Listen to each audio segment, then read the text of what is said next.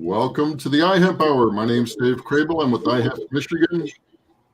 iHemp Michigan's mission is to educate, inform, and promote industrial hemp, and we're here to talk hemp with Gene Lotus from Hemp Building Magazine. But let's go around the horn real quick and say hi to everybody.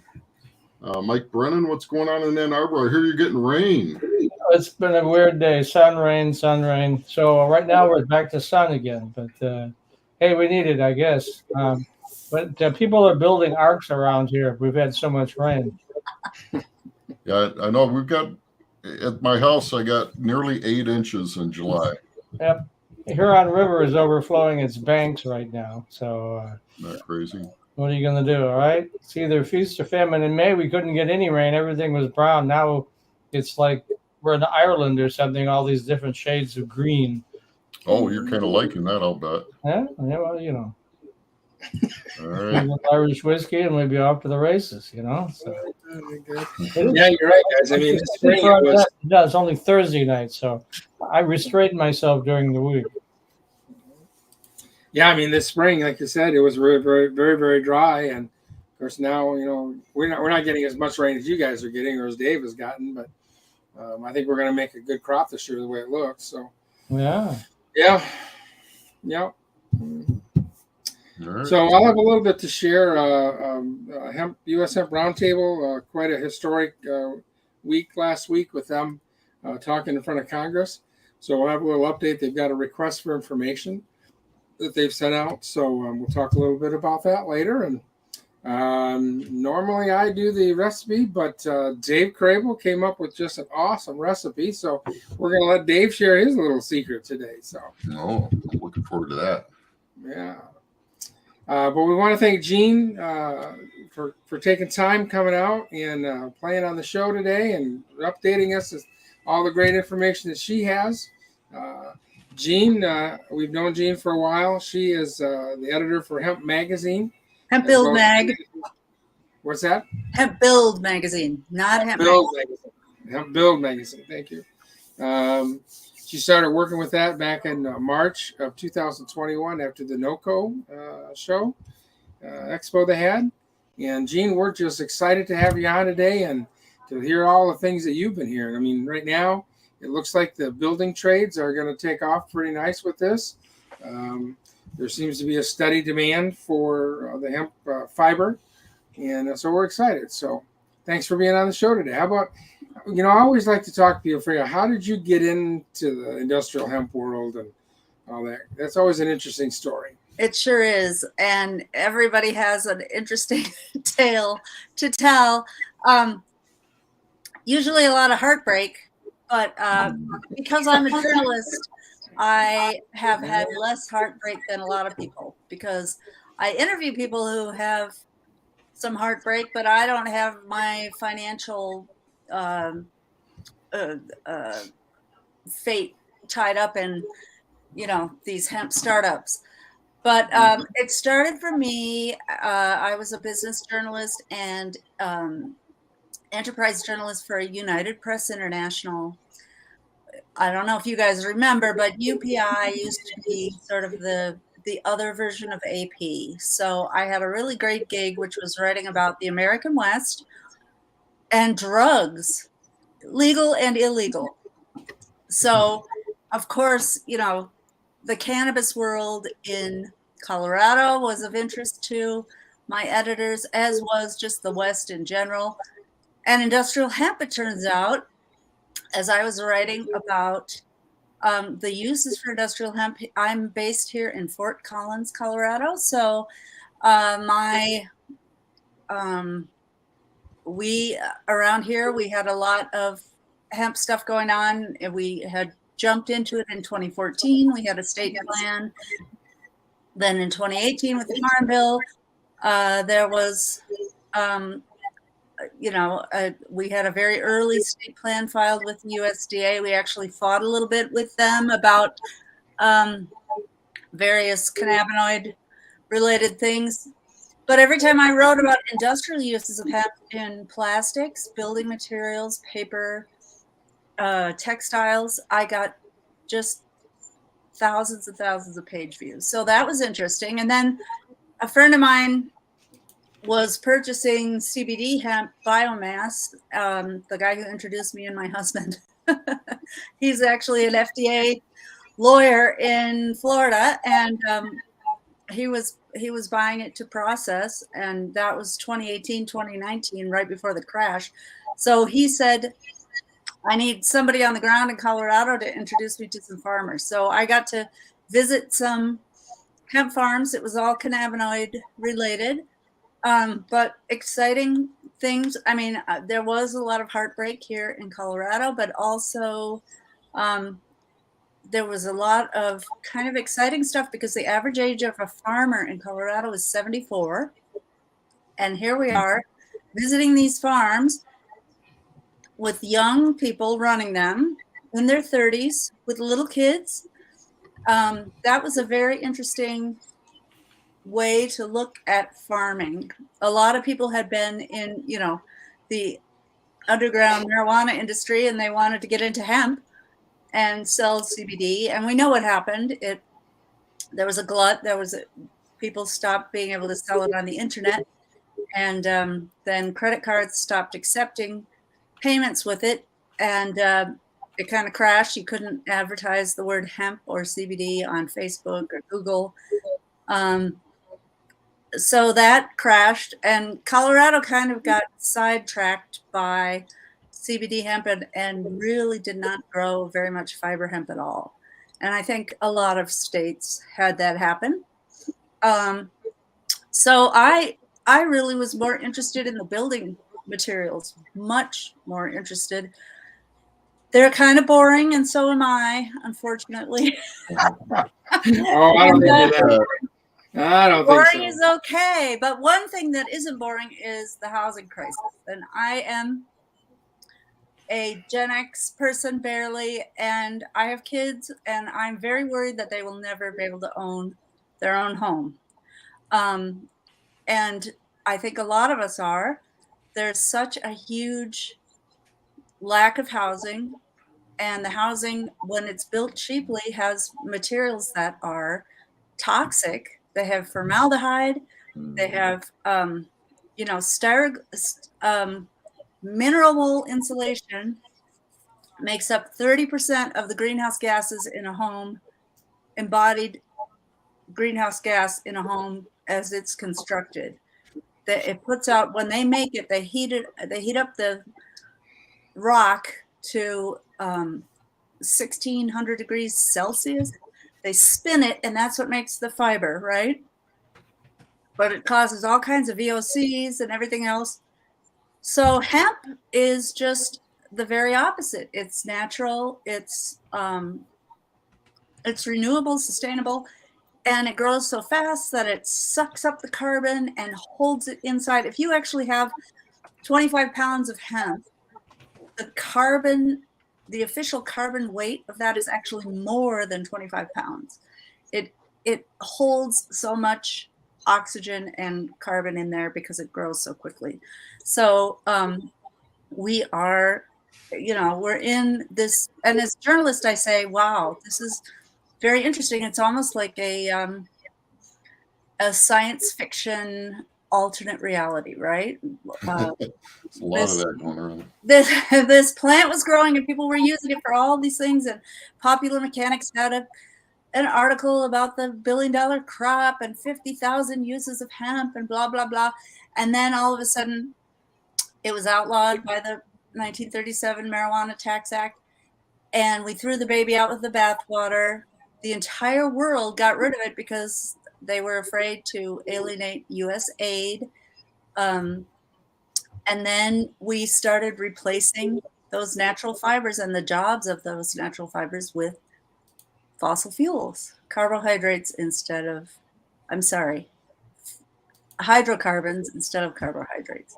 So it is, I see hemp as a second chance crop. I really think the building materials are interesting. I'm super excited that, people have been building with hempcrete in Europe for 30 years. And we're so lucky that this technology, a lot of the mistakes have already been made. The technology is already there. We just have to kind of bring it over here and have the supply chain to support it. How's that? Hey, That's a pretty good one. Yeah, absolutely. Yeah, and we know, of course, we're being immersed in this right now. Of course, we're with you. We understand what's going on there. There's many building projects that are going on around the world, not just in Colorado. We have some projects that are going on here in Michigan. Yes, talk the about firehouse. Yeah. We're hoping to have we're setting something up with them so that we can have a tour and be able to do that down there and see that home. It's quite interesting. And there's also a project going on with Jesse. We've talked about this in other episodes, but that's really coming to life. And we're going to be building a healthy home, or canary home, some call it, in Hastings, Michigan, kind of in the middle and lower part of the state. Nice. And we're just excited to see that project up and going, and people can help support that project if you go to Hemp for Humanity. So Hemp for Humanity. There's a place there you can learn all about the project and be able to help support that project. So we can build it, like you say, alternative, affordable, which is the big thing right here, right? I mean, that's the key with all this stuff right now. It's crazy when you look at the price of homes. It's just crazy. So yeah, so we're excited. We're really excited about that. It is.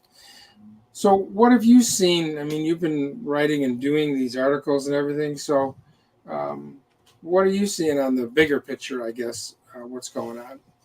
Well, the bigger picture is there's a lot of interest, in order for so imagine, the construction industry has this huge carbon footprint, right? 38% of the greenhouse gases on Earth are caused by construction.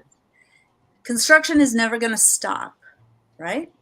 So, and up to 25 to 35% of the world's landfills are full of crap that comes out of construction. And you go to a construction site and there are big dumpsters, or people are cutting up drywall.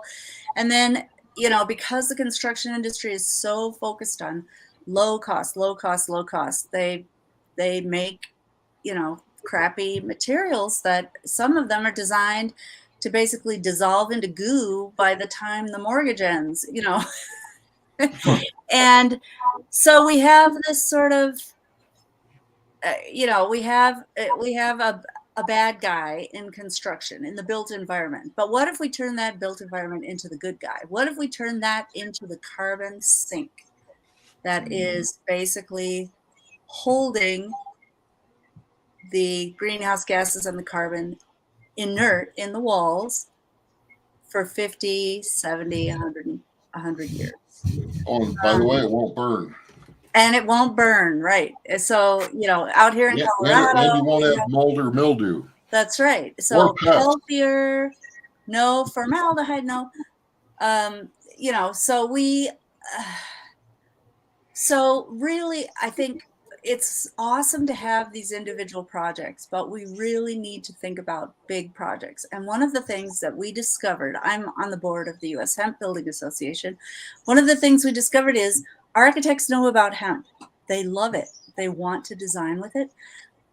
But there are some things that they need in order to do to spec it into bigger projects. So there are two kinds of architects, right? There are the people that design individual homes, and then there are commercial architects that do all kinds of, multifamily or strip malls or hospitals, blah, blah, airports, etc.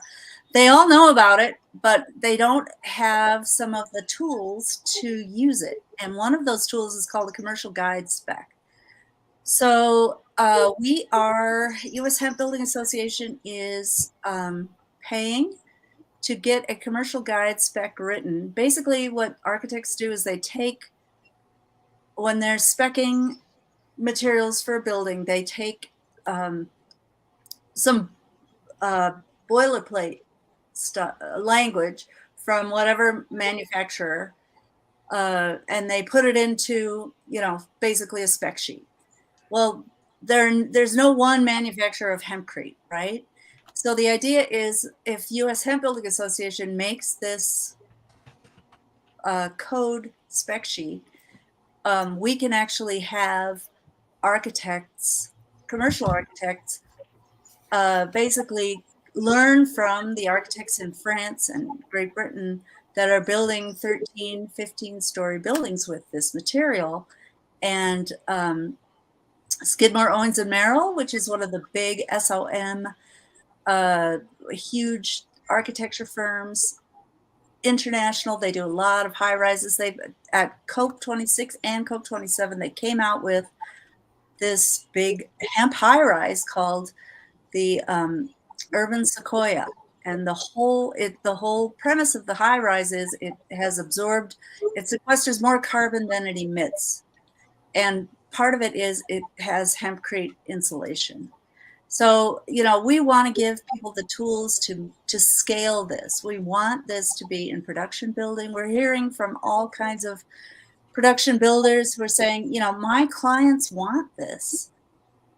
And we want a house that's going to survive and basically, last longer than just 15 to 30 years. Doesn't have to be remodeled again and again.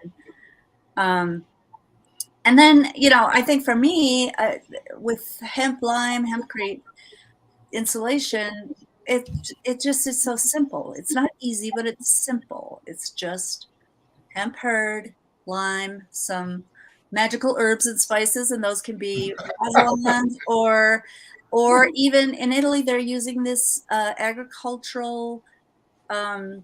It's like a probiotic that they throw in, and it basically is like yeast, and it makes a lot of carbon dioxide, like yeast makes bubbles, and that cures blocks from the inside. So there's all kinds of exciting stuff going on with building science. I interview people and I write about it, but I'm not a building scientist. But I am excited by this stuff. Yeah. So you talked a little bit about international stuff going on and building going on over there. So and maybe you haven't delved into too much, but what I'm trying to figure out here is, it seems to be difficult. I know it's happening. We've got hempcrete approved for non-structural walls, right? I mean, you can use it for the wall. Correct. But can't as insulation. We're asking it to be insulation, not, and darn those British people that decided to call it hempcrete. That is such a disaster and a misnomer. It's fun to call it hempcrete. Everyone says hempcrete, what? But the truth is, it's not load bearing, and U.S. Hemp Building Association gets constant emails. Can I make a swimming pool out of hempcrete? And it's an insulation. It's not load bearing. I have a picture. I have some right here. It's kind of fluffy, wait, I'll go over here. There you go. Yep. There we go. It's kind of fluffy. It's basically limestone that turns back into stone with plant matter in it, right? So that is not, it's not load bearing, although, Formation Ag is working on a load bearing block with University of Nebraska, Lincoln. They're working on a CMU. So, So why are they able to do other building projects around the world, right? Where we find it so difficult to get the codes approved here and supply, for one thing. Okay. The French, one of the reasons that the French have such good food and cheeses and stuff is that they have a very well protected agricultural sector. So the French hemp world, La Chanvrière, they're very vertically integrated. It's a collective. It's owned by the farmers, and it goes all the way up. So it's not a commodity crop, really. It is. They're selling it to auto. They own the processing. They sell it to the auto industry. They sell the gas to the auto industry. They sell the herd to animal bedding. Queen Elizabeth's horses were bedded in hemp, and then they use hemp in construction. So they have, they really do have a very clean supply chain. They also are maybe not a little, sometimes they They bleach the hemp, which is, not exactly green, but they have a super consistent and available supply, and that's what we don't have. What we're working on, we have these processors that are just starting up, and who the hell even knows what genetics work for this stuff? Like, Yeah. the plant the plant that goes into the machine has to have about 2 years or more of genetic refining before the raw material that comes out of the machine is exactly what you need. So we are definitely behind, but we're working on it.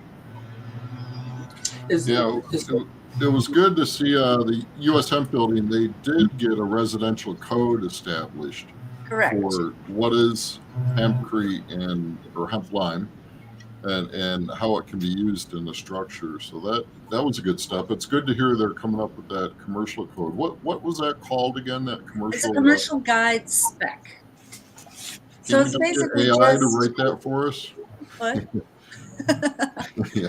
Yeah, well, no, they actually hire these professional code writers, and Yeah. because the Europeans have done all this, they've done the research, they've done tons of testing on R values. They call them U values, and they've done the fire testing and the mold testing and blah blah blah blah. So really, it's just sort of the pieces need to just be transferred over, and that's what's exciting is this technology is already available, and it just needs to be sort of redone in the US. Now we have something here in Colorado. We don't have a state building code. There are only 8 states in the Really? US that don't have a state building What? code, and we're one of them. But you know why we don't have a state building code? Because every county wants to have a building department, and they want to make decisions, right? And so that's part of the issue. And the United States is so darn huge.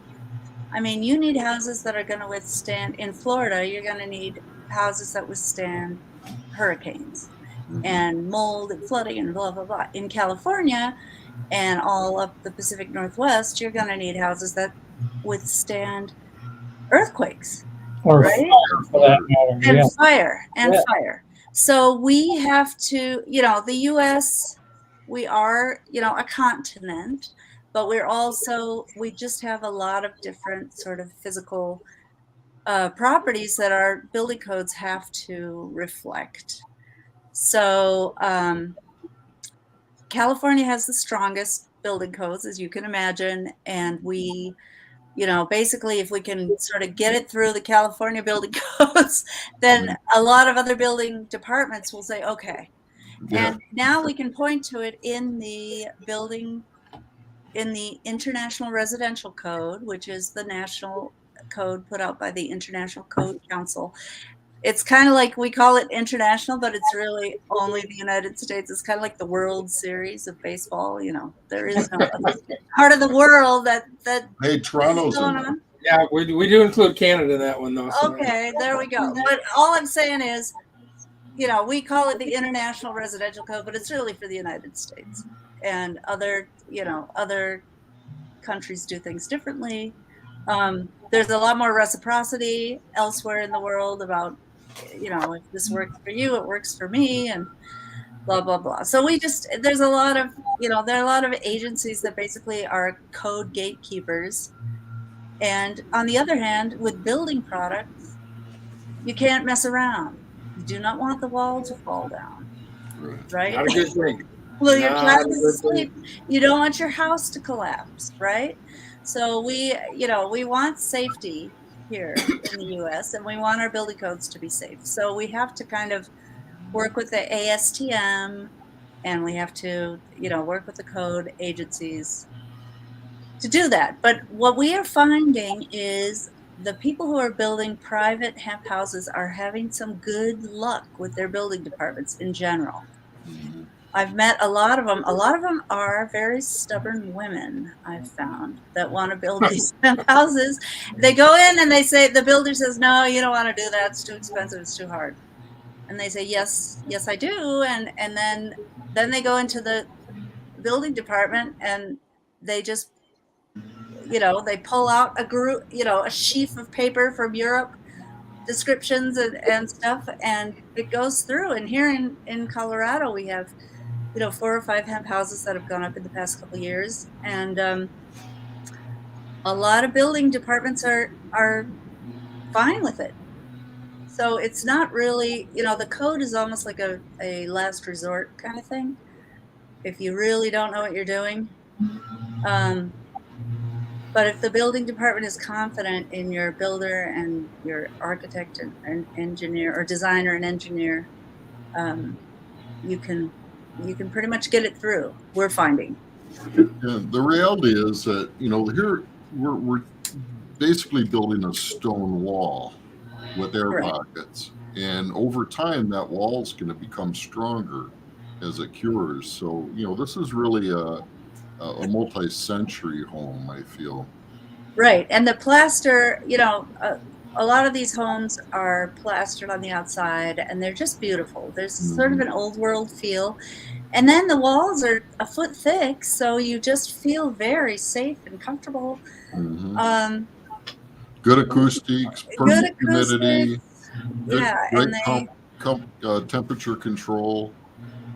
Yeah, Tom Ross-Massler from Hempstone LLC in Massachusetts, who's been doing this for 10 years. He says it's an elegant solution.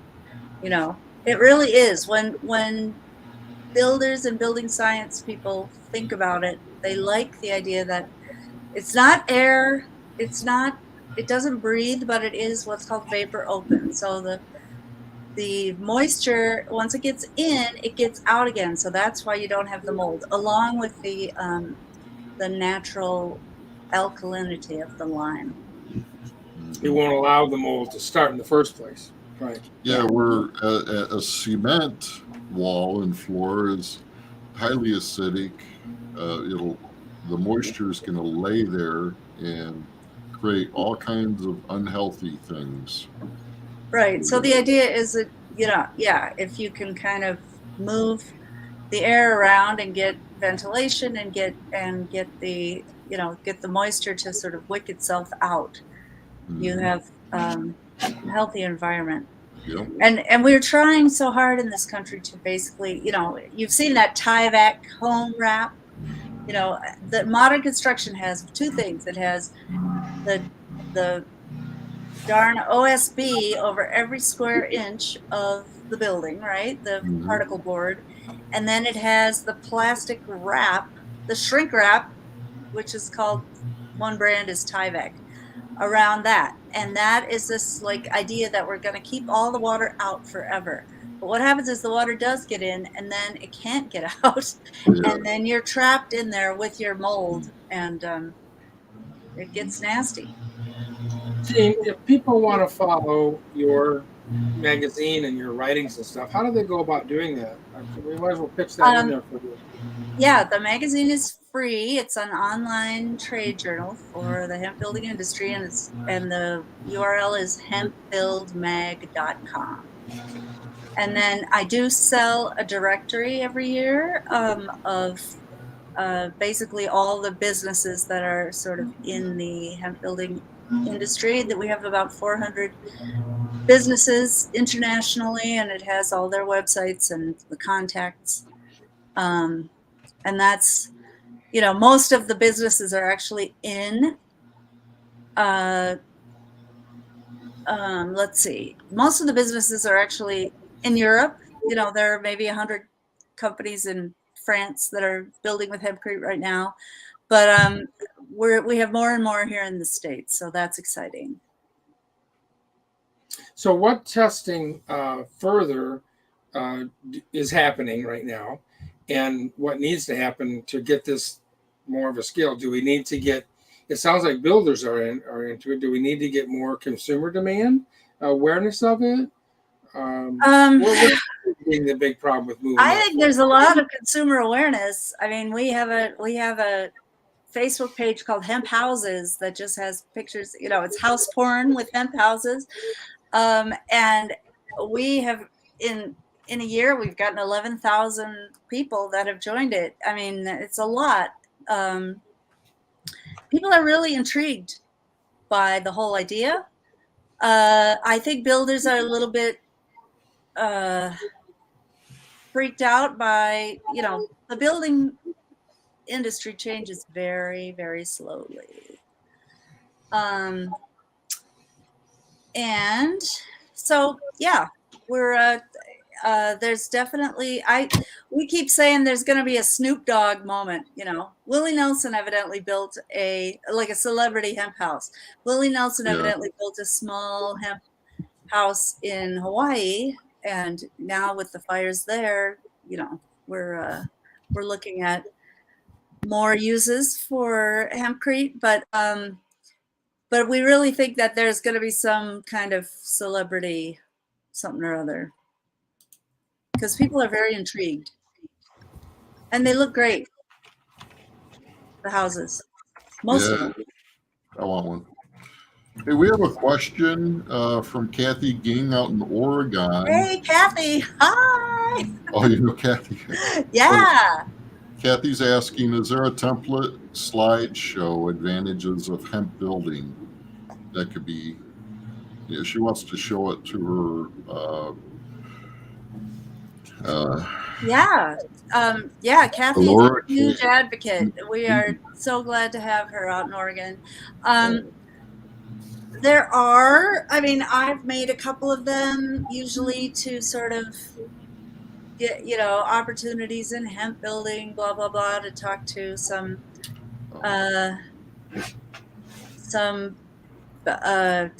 different conferences, etc.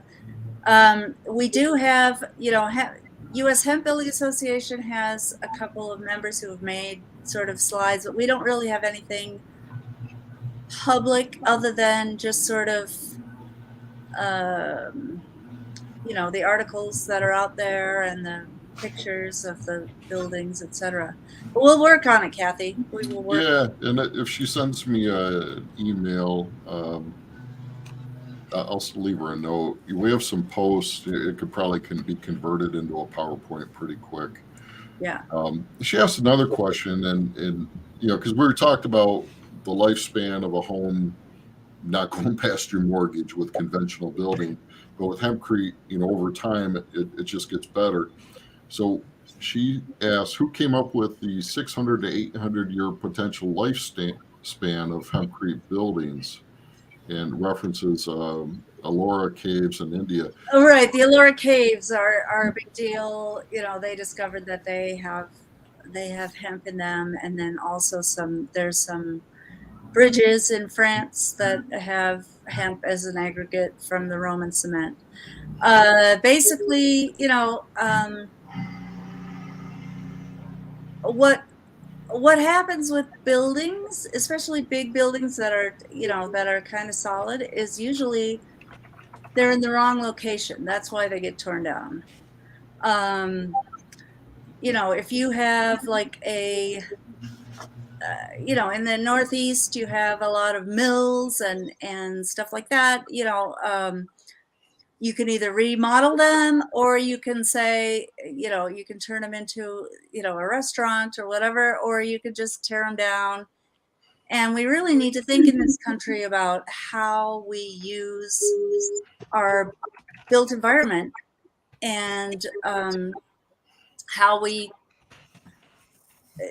maybe even design buildings to be taken apart and moved. But when you say how long is something going to last, if you can leave it alone, it'll last for a very long time. But usually the reason that houses, when they're not maintained, the reason is that they're in the wrong spot. And people have this belief that it's a lot cheaper to rip it down and build a new one than to remodel. Mm-hmm. Yeah. Well, it depends on what kind of roof's on it. There are a lot of factors. When you're building a house. So where do you see? What states do we have active processing going that you're familiar with? We have about 20 processors in the U.S. right now. I think that we can look at the flax market and say, look at what, so for example, hemp has, we have our food, our superfood, the hemp seed, the omega-6, omega-3, the complete protein, very, great for animal feed, great for laying hens, great for people to put in their smoothies. And then we have the stock material that has a very strong fiber. So when you look at the flax plant, you have a very similar thing, except it doesn't grow 20 feet tall in 90 days, right? So flax traditionally, the fiber from flax is made into linen, and before cotton became popular in the world, people wore two kinds of clothing: linen and wool. Those were the two fabrics that we had. They used canvas, which is made of hemp. Cannabis comes from the word canvas. They use that for rope, and big, thick cloth, like we consider canvas today, for ship sails, etc. So, and also for paper, right? But not nice paper, rough paper that you would draft things on or wrap things in, etc. So when you think about the world of flax, where do people grow flax? It's not a super lucrative crop, right? So here in Colorado, we have this area called the San Luis Valley, and it's up in the mountains, but it happens to be in a real nice watershed. So they have plenty of water. They're trying to get people to grow hemp there, but guess what? You could grow specialty potatoes and make about 5 times as much money. So really, we have to look at where hemp has been grown traditionally, which is the northern plain states like Minnesota, Wisconsin, the Dakotas, Montana, those, and the big prairie states in Canada, Alberta, the big empty places where the land is kind of not that expensive, right? Mm-hmm. However, the other thing that we have in this country with hemp is the history of human slavery, right? So Kentucky, before the Civil War, was one of the biggest producers of hemp. That's because enslaved people were making it. It was hard, dirty work. And George Washington was growing it. Thomas Jefferson was growing it. They were growing it in Pennsylvania, but that was because, people were doing this work because they were enslaved. and even people after the Civil War, there were some Black entrepreneurs who basically said, I can still do hemp, and started businesses breaking hemp. But we've seen, videos of people cracking hemp with the pieces of wood, and it's not easy work. So we stopped really manufacturing hemp after the Civil War here in the United States. And we started importing it really from Russia until we developed a hand cranking decorticator after the turn of the 20th century. So we did have a hemp industry in the Southeast. A lot of that was enabled by slavery. But now that we have machines to do that work, we can return to that. So I would say, the decorticators, when you're talking about where they are in the US and where they should be, I think they're going to be a lot more. I was just up in South Dakota at the first decorticator up there. Kansas has several, I think 3 at least. Those guys from South Dakota drove out to one of our hemp workshops. Yes. In Ann Arbor. Yeah, they are fabulous. They're very interested. And, they worked with their legislature for 5 years to basically get that decorticator open and to basically allow farmers to be able to be comfortable growing hemp. so we need the machinery, and then we have Montana, we have IND Hemp, we have a company called Union, I think, that is doing a portable decorticator. So that's kind of interesting. It shows up on your farm and does the decortication for you. Hmm. And Where is that service offered? Pardon? Where are they working? They have offices here in Colorado, but I think they're based in either Idaho, Montana, and Minnesota. So I would expect to see a lot of decortication up in the Plain States, and then obviously North Carolina, the parts of the country that are really trying to reshore the American textile industry. Those areas in the Southeast, I think, can use decortication. Pennsylvania has been throwing some money at. But they don't have a decorticator there yet. They don't Well, have. I thought that the hemp train is there in Pennsylvania. Oh, it's possible. Well, Because I don't know. That's kind of a Canadian. I know of a Canadian company that's using it, but yeah, I mean, there's all kinds of crazy innovation that's going on with this. Have you heard much about New York State? Because I know they started out, with like a $10 million funding, to get the hemp industry kicked off. Yeah, there is a hemp decorticator up there. I'm not sure to what extent, they're actually producing. That's the other thing is really, U.S. Hemp Building Association is actually, we just had a board meeting this week and we were talking about specs. We need to be able to tell these processors exactly what we want. Right. And, the French are really not sharing their specs with us. I mean, we can try to take the French herd and reverse engineer, but what we need to be able to tell these processors are flying blind in a way. They need to know what is best for building. Mm-hmm. We had some issues with this tire home in Michigan, basically because it was being spray applied and the hemp that they were using kind of didn't work with the nozzle thing because of size issues. So, and we also have to be very careful about if there is too much bast, the outer bark.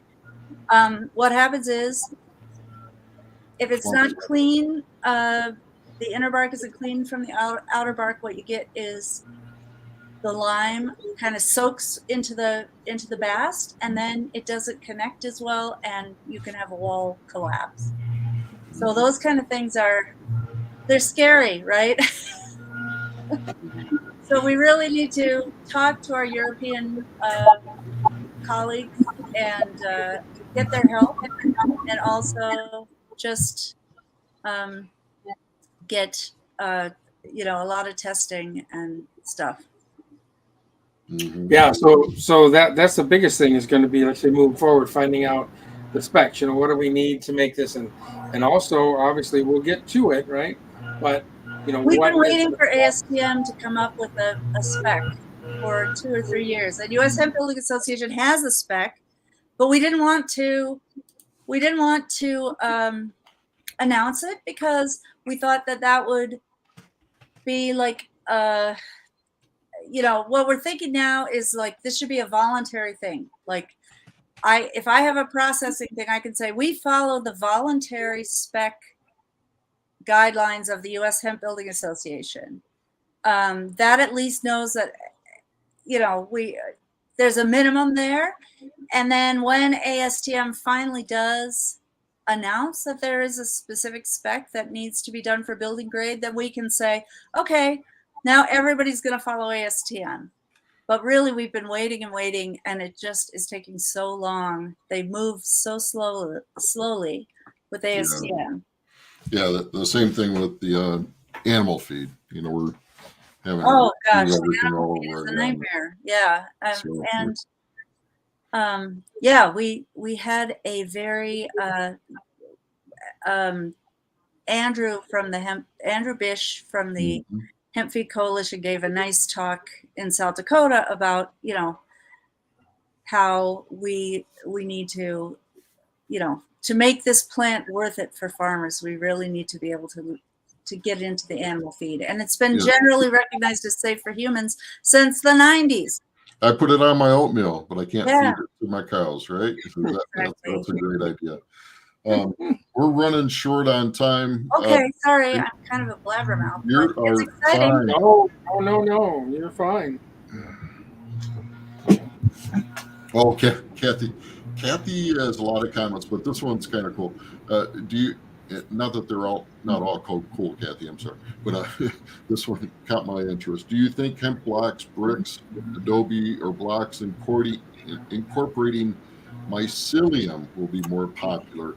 I see that packaging company as like the way to go for mycelium, where they can grow those molds. I'm so intrigued by that. I think that's pretty cool. The issue with mycelium is, how do you make it stop? Right? Yeah. That's the question. And actually, there is a company called Oakham Works that's now working in North Carolina. I'm sorry, with a biofill. They're a decorticator company and a fiber company. But anyway, they're working together. They got a grant from the state. They got some money from the U.S. Department of Energy. They have a mycelium hemp blend. But there really is the question of, if you have a brick, you need to make sure that it's always going to be the same size. Professor Blaine, what's the name of the U of M professor where we had our last hempcrete workshop? He built some chairs out of mycelium. Yeah, it's cool. Yeah. And I didn't understand that it was not stable. I thought they were stable at that point. Well, maybe it is. I don't know, but I've seen you might have to in the heat natural it or building something. world. You had to inoculate it. Yeah, they must be able to kill it or something. But I've seen people say, we need to make sure that we know, it's a natural material and it grows, Yeah, and we're still learning. We need the freedom to be able to do our research and figure all these things out. And we need to do more of it to figure it out. Yeah, I did want to mention that Department of Energy has really been digging in on hemp. They're working with a lot of different hemp building products, and the most recent one, you may have heard, Rensselaer Polytechnic in New York got a grant to do hemp rebar. Well, now they just got a grant to do hemp insulation, and I'm not sure if that's bat insulation or blow-in insulation or what, but they got 1.5 million as of yesterday. Excellent. And Texas A&M got 1.4 million to do hemp 3D printing. And it's really amazing. As I mentioned earlier, Formation Ag has their load-bearing hemp block that's 50% hemp, that could be just swapped right out for CMU cinder block. So so many people are just messing around, and I'm excited by it. All right. Well, it is time for the news. So, Mike Brennan, why don't you go first and bring us up to date on the dark side? Mike's already on the dark side of the cannabis plant. Well, that's above 0.3, yes. We go for a different product, as it were. So one of the things that came out this week was, as you know, we've been street legal, as it were, in adult use since December in 2019, but the Cannabis Regulatory Agency now wants to get more feedback on which rules are working, which rules aren't working. And so they sent out a bulletin on our August 8th, encouraging the industry folks to say, just that. What do you like? What don't you like? Is there some way to do it better? Which I think is pretty smart on the part of the state to, have the industry sort of self-regulate, as it were, particularly since Brian Hanna came in, the new sheriff in town. And so he's been cracking down really hard, and he's getting a lot of pushback now. It's like they brought him in because Andrew Brisboe didn't crack down hard enough, and now we've gone to the other extreme. So that may come up in some of those comments, I'm sure. Also, the city of Detroit, which is, for a long time their biggest metropolitan area, really didn't have any cannabis dispensaries going on because there was these issues over, the legacy folks in the city. They should go first, and there was lawsuits. A lot of that's been settled now. Detroit's come online with very slowly, but it's rapidly moving forward. And so now the Detroit City Council has allowed them to locate their dispensaries near the liquor stores and places like that, where before they were kind of cracking down on that because, as we know in the state, cannabis function with both liquor and cannabis. It's one or the other. But if the stores are side by side and, you're over 21, what the heck? If that's what you want to do, go ahead and do it. And I know you guys know Veritas Labs really well. And there was this big recall in 2021 where they were actually doing testing for about 2/3 of the state cannabis growers. And then there was an issue of whether or not those tests were all up and up or not, or whether people were just shopping for the best THC and Veritas was giving it to them. So anyway, they were shut down and fined, or not shut down, but restricted and fined. And so they've been suing the state to try to get back in the game. And a judgment just came down from a federal judge. You're going to love this. It says, he said you can't sue on these folks because marijuana on a federal level is still illegal. So you're not eligible to sue the state of Michigan, in this case, the Cannabis Regulatory Agency. So I thought that was kind of interesting. See what happens with that. And then finally, there's been, speaking of cannabis regulation, a former FDA regulator predicts cannabis rescheduling, because right now it's a Schedule I drug along with heroin and cocaine. I think it might be a little overkill. And so they're talking about, he thinks it might even happen as early as this year. Frankly, I think that's way too optimistic. I suspect, though, next year Biden really wants to get reelected and he wants to appeal to the cannabis crowd. That may be something he'll take a look at sometime next year, maybe.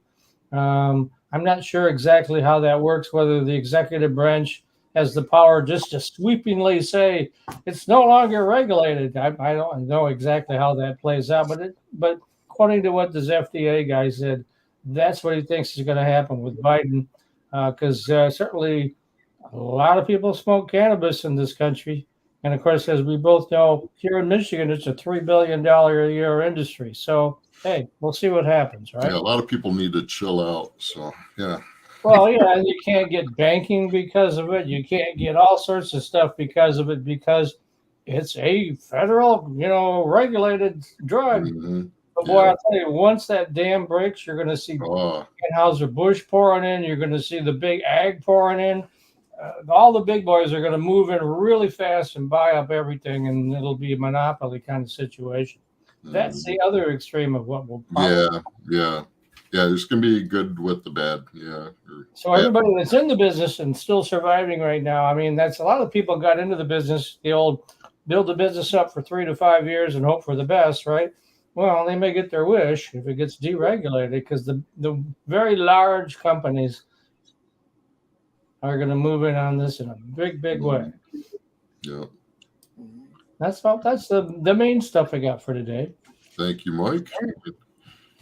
All right. So just a few things, since we're short on time. I want to give a real huge shout out to U.S. Hemp Roundtable and the efforts that they've been doing to get a legal pathway from FDA for CBD products. We've been fighting this now since the Farm Bill came out, and FDA has been kind of dragging their feet and not been doing things. And so, again, there was a hearing this last week that happened where Jonathan Miller and some others were there, saying, hey, look, we got to get this thing going. It's killing an industry, and it's not really safe for people, because there's products out there that just are not following any kind of rules. And unless you're a savvy consumer, you don't really know how to find those things out. So what's happened this week is Congress put out what they call an RFI, Request for Information. You can find this. We'll have it up on our website very shortly if we don't already. And you can also go to US Hemp Roundtable, and they have it there. It's a 6-page kind of letter with 29 different questions on it. It's really related to people that are making the CBD and processing CBD and retailing it. It doesn't talk at all about the fiber of the grain part, and that is a whole different situation. But this is quite interesting, and if you are involved at all with making CBD and retailing it, and you really need to look at this, this is a great opportunity for you to be able to submit and support your comments on this. Comments need to be by August the 18th. So a little short time to get it in. But a golden opportunity for this for sure. So. Is this the same one that Mike Brennan was talking about? No, that's the state that the state is looking for rules on they're doing for cannabis side of things. They're looking for suggestions and comments on what's working. This one is to who? This is for the federal Congress to help regulate. And okay, because we just had those hearings. Yeah, okay. This is what came out of those hearings. That Congress has said, okay, we want to hear from the industry what's going on and why, and so that this is our opportunity right now. So, all right, a lot of people are asking questions. That's good. Yeah, they certainly are. So, and normally I do a little recipe here, but Dave had a great recipe that he put out under the on the turtle page. And Dave, are you a turtle? You bet your sweet ass I am. All right, good man. So you can say that because we're on the internet and there's no FCC regs here. So yeah, whatever. Okay. So I'm gonna wear my hat, even though Dave's doing the recipe. I'm gonna wear my hat. Yeah, that's right. Cool hat. I like wearing my cool hat. So there we go. So this is something that came out of the hockey rink. So after skating, this one team would always hang out, drink beers, and this one guy Gunnar, he would have this big jar of jalapeno relish. We call it crack because it's something, it hurts, but you'd always go back for more. So we eat it with pickled bologna and crackers and cheese and that kind of stuff, and it's delicious. You hockey players, even my lovely bride Sue, 39 years, she's awesome, and she she enjoys it, and she likes goat cheese, so we started mixing it into goat cheese. So let me tell you how this works.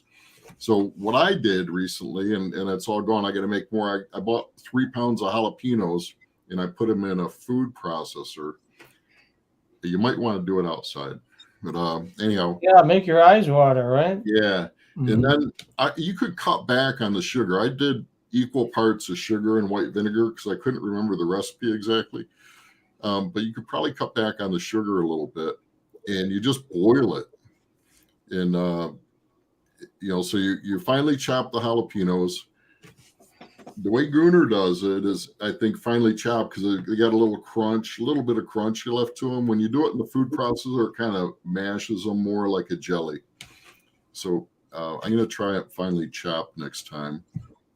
And you place those in a pot with the sugar and vinegar, boil it up, and then spoon it in a jar to seal. And then you can just mix that in with some goat cheese and heat it up in the microwave or on the stove. Stir that jalapeno relish in. And then, of course, what you have to do, Blaine, you have to sprinkle some hemp seed hearts on top. Absolutely. And drizzle a little bit of hemp seed oil on there. Maybe garnish with some cilantro and a little jalapeno, make it look fancy. And that's what we got. So, finely chopped jalapenos, sugar and vinegar, boil that up, reduced, and that's your jalapeno crack. So that is our. Blaine, do you have any idea where we could get hemp hearts or hemp oil from? Is it any place that you know of? I'm going to link this up because actually you could go to downonthefarm.biz and get hemp seed oil or hemp hearts right there. What a surprise. Yeah, right there. Easy to get. We ship them right out to you. Don't even have to worry about going to the store and doing all that stuff. Save all that carbon, that fuel emission, and we'll just ship them right to you. Absolutely. So you can find this recipe on ihempmichigan.com. There's a link to the recipes Goat on the cheese, iHemp Hour huh? page. So Sue likes goat cheese, huh? She does. I don't know if I've ever had goat cheese. Yeah, well, she's lactose intolerant. It's Oh, okay, got it. lactose bothers her. So Yeah. yeah, the goats. I don't know what the deal is with that, but the goats don't have lactose, I guess. I guess. It's good stuff. I enjoy it. So thank you so All much, Gene. Thank We you, appreciate Gene. you hanging with us today. Thanks for having me. Really fun. And You're I'm going to Right. get some of that. I might just buy jalapeno relish. Do they sell it without? Can you make it without? Can you get that part in a jar and just get the goat cheese and mix them together? Or I haven't found anywhere to buy it. I've just made it. okay, so it Yeah. really does. You really have to jump in. Well, Sounds drop me a note. I can be bribed. Remember one thing: wash your hands before you. Touch before your you- Rub your eyes. Oh, that, yeah. Kind So of like lime. That's And important. you'd be blind after that. So Oh, it is really good. You just put a little spoonful of that on a cracker and you eat a couple of those, and it's like, oh, I got to stop. Yeah, of course. Then you drink a beer, and then it's like, oh, I'll go back for more. It's good stuff. Good. Good stuff. all right. So when's the next time we're doing a show? I think pretty much not till I September. don't know. Right? Let's hold everybody. Stay in place. Let's say goodbye. I'm going to end the broadcast. Thank you. Thanks, everybody.